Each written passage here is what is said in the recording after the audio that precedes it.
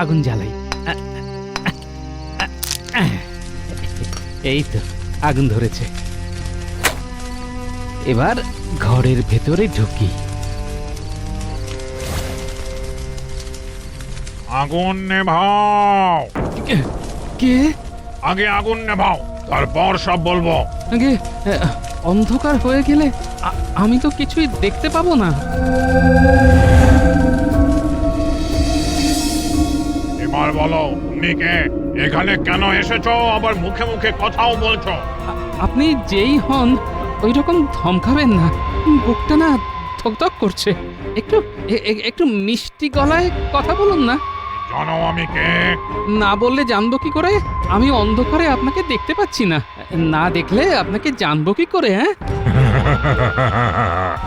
এটা আমার চোখ। আমি যদি তোমাকে সম্পূর্ণ দেখা দিই তাহলে তুমি জ্ঞান হারাবে। শোনো, আমি হলাম ভূত শ্রেষ্ঠ ব্রহ্মদৈত্য। ওরে বাবা! বিনা অনুমতিতে আমার ঘরে ঢুকেছ কেন? কার কাছে অনুমতি নেব? ঘরের বাইরে তো কেউ ছিল না। কেউ যদি থাকতো তবে নিশ্চয়ই অনুমতি নিয়েই ঢুকতাম। ঠিক বলেছ, কিন্তু তবুও ভুল তো ভুলই। কি বলো? এই শাস্তি তোমায় পেতেই হবে। শাস্তি? কি শাস্তি? না, তোমার ঘাড় মটকাবো না, তোমার কোনো ক্ষতি করব না, তোমাকে একটা কাজ দেব। এই কাজটা করতে পারলে ভালো, আর না পারলে আর না পারলে? আজীবন আমার গোলামি করতে হবে। আর করতে পারলে মুক্তি। হ্যাঁ, সারা জীবন ভূতের গোলামি করতে হবে? তাহলে তো আর বউটার মুখ দেখা হলো না। হায় হায় হায় হায় হায়। কি ভাবছ? ভাবাভাবি সব বাদ দিয়ে কি করতে হবে শোনো। উম, বলুন। আমার বাড়ির লাগোয়া এই যে জমি, এই জমিতে 1 বছরের মধ্যে ফসল ফলাতে হবে। যদি ফসল ফলাতে পারো তবে জমি তোমার, ফসলও তোমার। আর যদি না পারো তবে আজীবন গোলামি। আর ভয় পাওয়া যাবে না। এবার এবার চোখে চোখ রেখে কথা বলতে হবে। যা হয় হবে। মহামহিম, একটা কথা। এতদিনে কেউ কি আপনার কাছে আসেনি? মানে আজ কি আমি একাই আপনার কাছে এলাম নাকি? হ্যাঁ, অনেকেই এসেছে, কিন্তু আমাকে দেখে তারা আর কেউ বাঁচেনি। শোনো, তুমি একমাত্র আমার সামনে এখনো দাঁড়িয়ে আছো। তোমার সাহস আছে?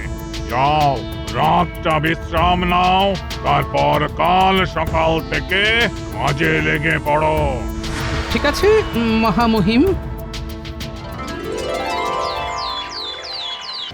গোপাল, তুমি সহ্যের সীমা অতিক্রম করেছো। তোমার এত সাহস হয় কি করে?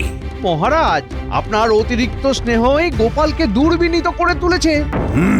সেটাই দেখছি।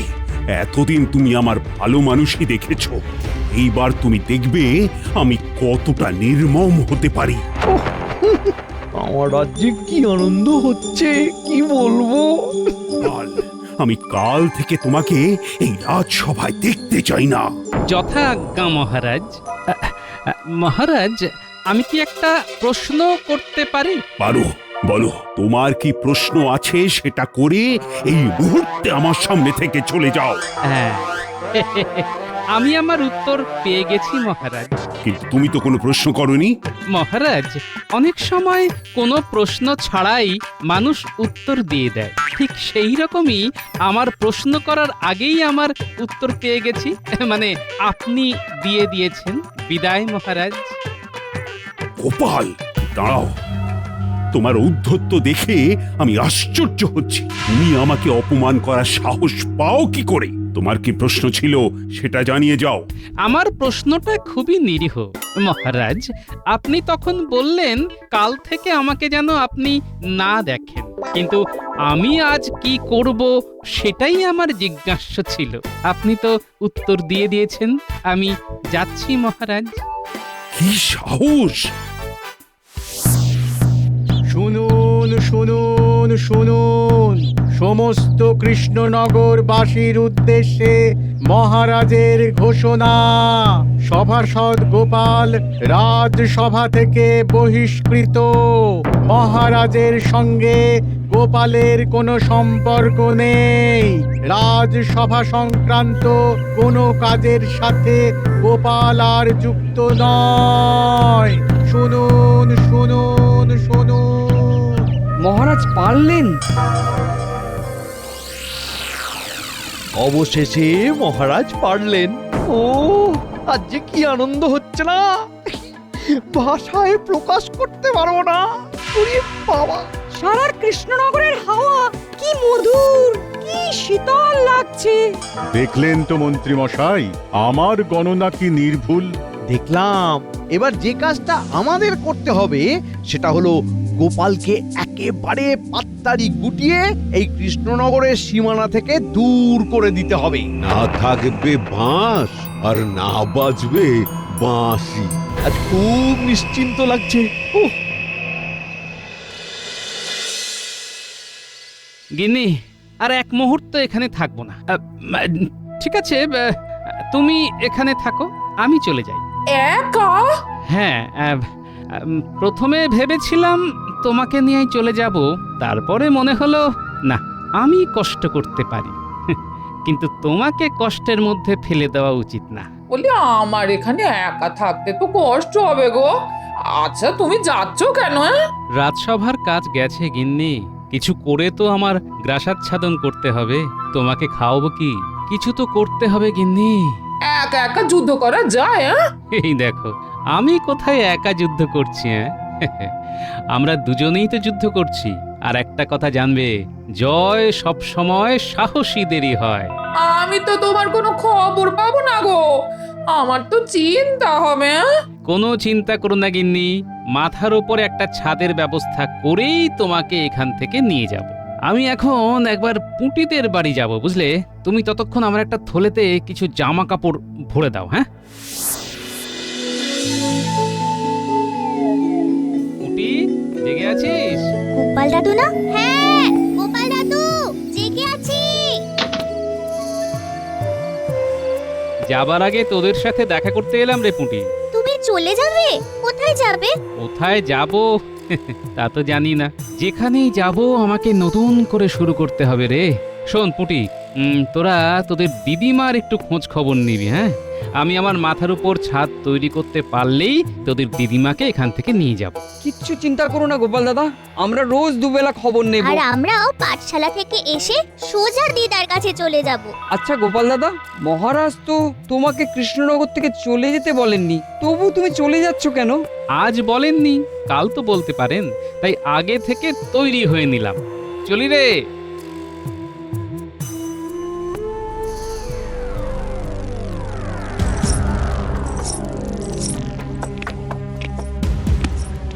এ কি শুনলাম মহারাজ, আপনি গোপালকে আপনার সভা থেকে বহিষ্কার করেছেন? হ্যাঁ, তুমি ঠিকই শুনেছ। গোপালের অপরাধ সীমাহীন। নিশ্চয়ই এই গুরুত্বপূর্ণ কাজটি আপনার মন্ত্রী করেছেন। তুমি কি মনে করো আমি আমার মন্ত্রীর কথায় চলি? আমার চোখ নেই, কান নেই, আমি শুনি না, দেখি না? কি হয়েছে তা জানি না মহারাজ, কিন্তু একটা কথা আপনাকে বলে দিলাম, গোপাল এমন কিছু করতে পারে না যার জন্য তাকে সভা থেকে বহিষ্কার করতে হয়। রানী, তুমি অন্ধ ভালোবাসার বশবর্তী হয়ে কথাগুলো বলছো। না, আমার ভালোবাসা অন্ধ নয় মহারাজ। আর আপনাকে একটা কথা জানিয়ে দিই, ঘুমন্ত রাজা আর জঘন্য মন্ত্রী একটা দেশকে শ্মশান করে দেয়। তুমি আমাকে ঘুমন্ত রাজা বললে? হ্যাঁ, আপনি ঘুমন্ত। আপনি আপনার চোখ খুলে ঘুমোচ্ছেন মহারাজ, তাই আপনার ঘুম ভাঙানো আমার পক্ষে সম্ভব নয়। রাজা হিসেবে আমি যা করেছি ঠিক করেছি।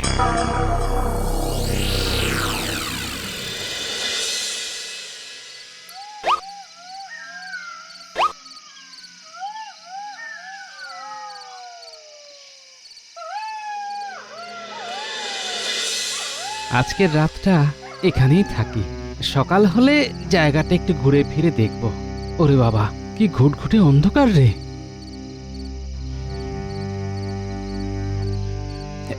এই তো একটা গাছের শুকনো ডাল পেয়েছি।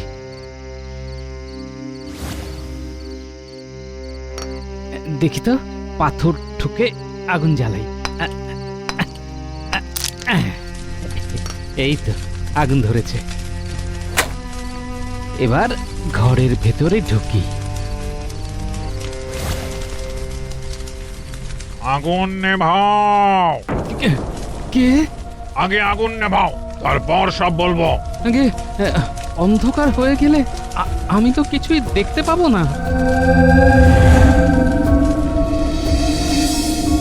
এবার বলো, তুমি কে? এখানে কেন এসেছো? আবার মুখে মুখে কথাও বলছো। আপনি যেই হন ওই রকম ধমকাবেন না, বুকটা না ধকধক করছে। একটু একটু মিষ্টি গলায় কথা বলুন না। জানো আমি কে? না বললে জানবো কি করে? আমি অন্ধকারে আপনাকে দেখতে পাচ্ছি না, না দেখলে আপনাকে জানবো কি করে? হ্যাঁ, এটা আমার চোখ। আমি যদি তোমাকে সম্পূর্ণ দেখা দিই তাহলে তুমি জ্ঞান হারাবে। শোনো, আমি হলাম ভূত শ্রেষ্ঠ ব্রহ্মদৈত্য। ওরে বাবা, বিনা অনুমতিতে আমার ঘরে ঢুকেছ কেন? কার কাছে অনুমতি নেব? ঘরের বাইরে তো কেউ ছিল না। কেউ যদি থাকতো তবে নিশ্চয়ই অনুমতি নিয়েই ঢুকতাম। ঠিক বলেছ, কিন্তু তবুও ভুল তো ভুলই, কি বল? তাই শাস্তি তোমায় পেতেই হবে। শাস্তি? কি শাস্তি? না, তোমার ঘাড় মটকাবো না, তোমার কোনো ক্ষতি করব না, তোমাকে একটা কাজ দেব। এই কাজটা করতে পারলে ভালো, আর না পারলে আর না পারলে? আজীবন আমার গোলামি করতে হবে। আর করতে পারলে মুক্তি। হ্যাঁ, সারা জীবন ভূতের গোলামি করতে হবে? তাহলে তোর বউটার মুখ দেখা হলো না। হায় হায় হায় হায় হায়। কি ভাবছো? ভাবাভাবি সব বাদ দিয়ে কি করতে হবে শোনো। বলুন। আমার বাড়ির লাগোয়া এই যে জমি, এই জমিতে 1 বছরের মধ্যে ফসল ফলাতে হবে। যদি ফসল ফলাতে পারো তবে জমি তোমার, ফসলও তোমার। আর যদি না পারো তবে আজীবন গোলামি। আর ভয় পাওয়া যাবে না। এবার চোখে চোখ রেখে কথা বলতে হবে, যা হয় হবে। মহামহিম, একটা কথা, এতদিনে কেউ কি আপনার কাছে আসেনি? মানে আজ কি আমি একাই আপনার কাছে এলাম নাকি? হ্যাঁ, অনেকেই এসেছে, কিন্তু আমাকে দেখে তারা আর কেউ বাঁচেনি। শোনো, তুমি একমাত্র আমার সামনে এখনো দাঁড়িয়ে আছো। তোমার সাহস আছে? যাও, রাতটা বিশ্রাম নাও, তারপর কাল সকাল থেকে কাজে লেগে পড়ো। ঠিক আছে মহামহিম।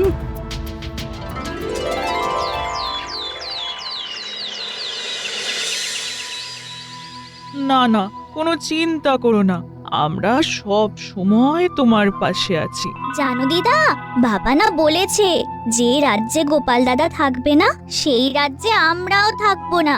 আচ্ছা দিদা, গোপাল দাদা এখন কি করছে বলো তো? এ জানে কোথায় রাত কাটালো, কোথাও থিতু হতে পারলো কিনা, কে জানে।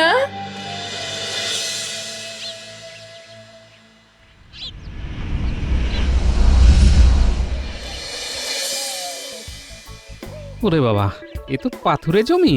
এখানে এখানে ফসল ফলাবো কি করে? আরে তাই তো।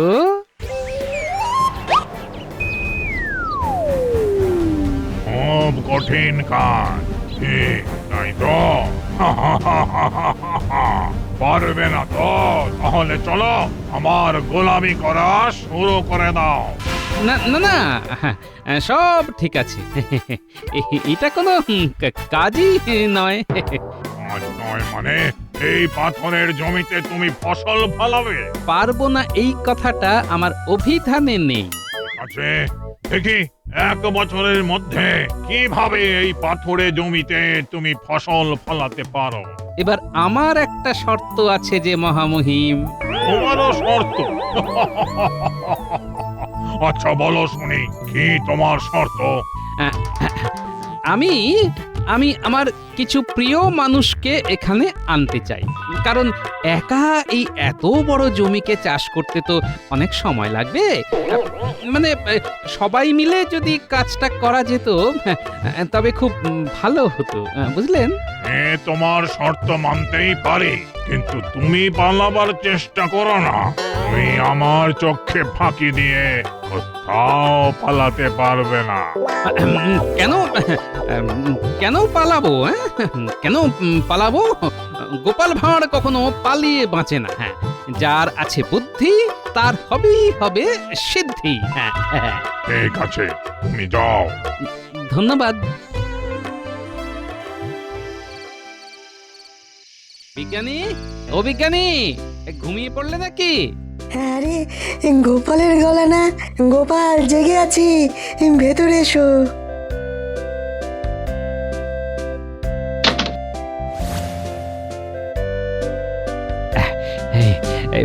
তোমার কাছে এলাম বিজ্ঞানী। বলো, তোমার জন্য আমি কি করতে পারি? শোনো না, তুমি তুমি পাথুরে জমির ওপর ফসল ফলানোর কোনো উপায় বার করতে পারো? পারি মানে? দাঁড়াও, তোমায় দেখাচ্ছি।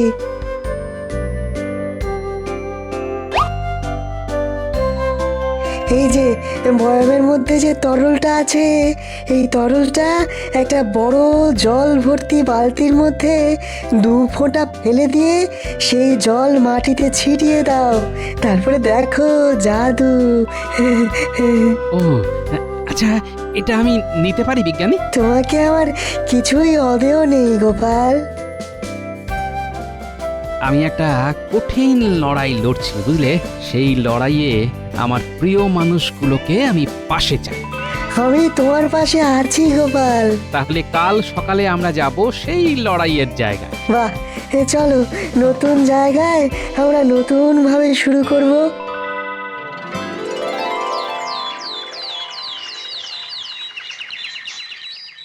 মহারাজ, মহারাজ, মহারাজ গোপাল। কি কি করেছে গোপাল? গোপালের এত বড় সাহস! আগে আগে মন্ত্রীমশাই, গোপাল দাদা কিছু করেনি, শুধু চলে যাচ্ছে। আমাদের রাজ্যের সীমানা শেষে যে পাথুরে প্রান্তর আছে সেইখানে চলে যাচ্ছে। এই কে রে? আরে চলে যাচ্ছে তো ভালোই হচ্ছে। শুধু গোপাল দাদা তো যাচ্ছে না, সাথে অর্ধেক কৃষ্ণনগরও চলে যাচ্ছে। মানে আমাদের বিজ্ঞানী মশাইও তো দেখলাম গোপাল দাদার সাথে হাসতে হাসতে চলেছে, সাথে সভাকবিও আছে। এই মন্ত্রী, এসব কি হচ্ছে? গোপাল আমাদের সাথে এই সব করতে পারে না, কিছুতেই না। গোপালকে থামাতেই হবে। কাকে থামাবেন মহারাজ? গোপালকে? গোপালকে থামিয়ে কি হবে মহারাজ? যারা যাচ্ছে তারা স্বেচ্ছায় যাচ্ছে, এই যেমন আমিও যাচ্ছি। রানী, কি বলছো কি তুমি? তুমি এখান থেকে চলে যাবে? না না না না না, এ হতে পারে না। না মহারাজ, না। আপনার কাছে আর এক মুহূর্তও নয়। একটা সহজ কথা যে সহজভাবে নিতে পারে না, তার কাছে আর যাই হোক থাকা যায় না। চলি, ভালো থাকবেন। চলো দাসী।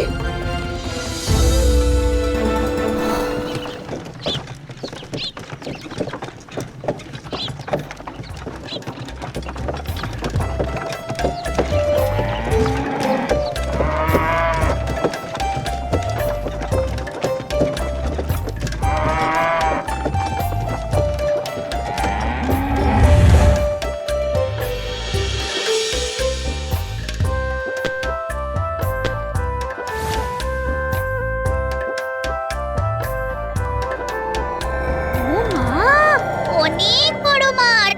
ও কি আনন্দ হচ্ছে! এখানে কিন্তু খুব খেলা যাবে। তোমাদের তো দেখছি খুব সাহস। ও মা গো, এটা কে? আমি ব্রহ্মদৈত্য। এখানে তোমাদের কে এনেছে? আমাদের গোপাল দাদু। তোমাদের গোপাল দাদু আর কি বলেছে? বলেছে আমরা সবাই একটা নতুন জায়গায় থাকবো। আমাদের রাজ্যের রাজা কৃষ্ণচন্দ্র রায় গোপাল দাদুকে তার রাজ্য থেকে তাড়িয়ে দিয়েছেন। তার মানে তোমাদের গোপাল দাদু দোষ কিছু নিশ্চয় করেছে। আমাদের গোপাল দাদু কোনো অন্যায় করেন না। মহারাজ ভালো না বাসলে কি হবে? আমাদের রাজ্যের রানীমা আমাদের গোপাল দাদুকে খুব ভালোবাসেন। তিনি তো আমাদের সাথে এখানে এসেছেন। রাজসভার বিজ্ঞানী আর ওই সভাকবি তারাও গোপাল দাদার সাথে এখানে। তারা সবাই বলেছে আমরা সবাই মিলে এই জায়গাটাকে তৈরি করব। সবাই মিলে জায়গাটা তৈরি করবে? এই পাথুরে জমিতে ফসল ফলাবে? পারবে করতে? দেখা যাক।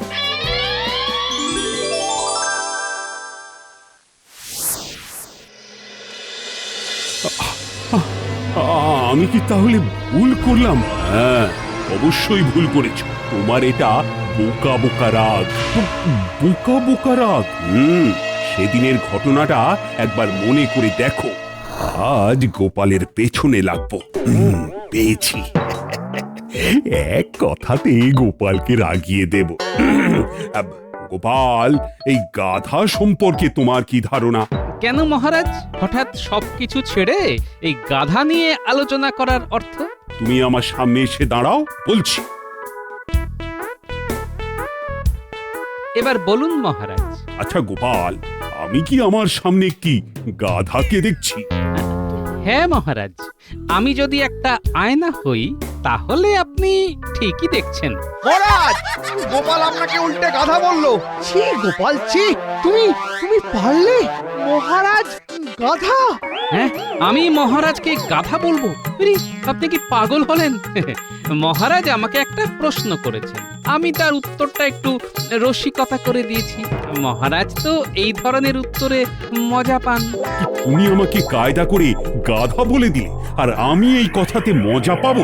না না, আমি আপনাকে গাধা বলিনি মহারাজ। সত্যি বড় ভুল হয়ে গেছে।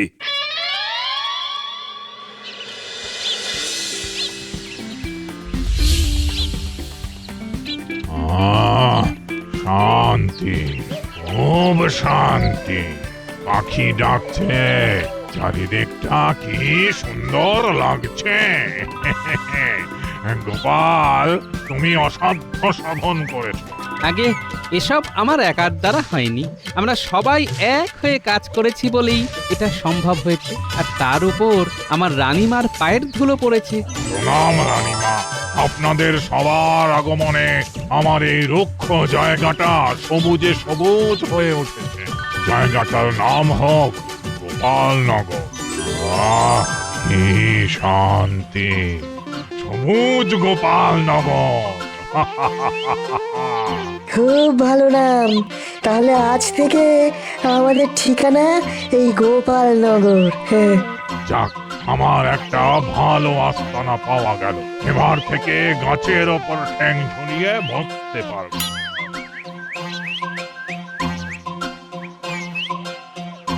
গোপাল, আমি আর মন্ত্রী তোমার কাছে ক্ষমা চাইতে এসেছি। তুমি তুমি কৃষ্ণনগর ফিরে চলো। ভালো লাগছে না গোপাল। তুমি নেই, বিজ্ঞানী নেই, সভাকবি নেই, যেখানে দেখছি শুধু ফাঁকা। তুমি চলো গোপাল, তুমি না গেলে কার সাথে ঝগড়া করব বলো তো? এখন তো আর আমার পক্ষে এই গোপালনগর ছেড়ে কোথাও যাওয়া সম্ভব নয়। তার মানে তুমি আর যাবে না? গোপাল, এই সমস্যার একটা সমাধান আমি করে দিই। ঠিক আছে রানীমা। গোপাল, তুমি প্রথম 6 মাস এই গোপালনগরে কাটাবে, আর পরের 6 মাস তুমি কৃষ্ণনগরে। রাজি? রাজি। জয় গোপালের জয়, জয় গোপালের জয়।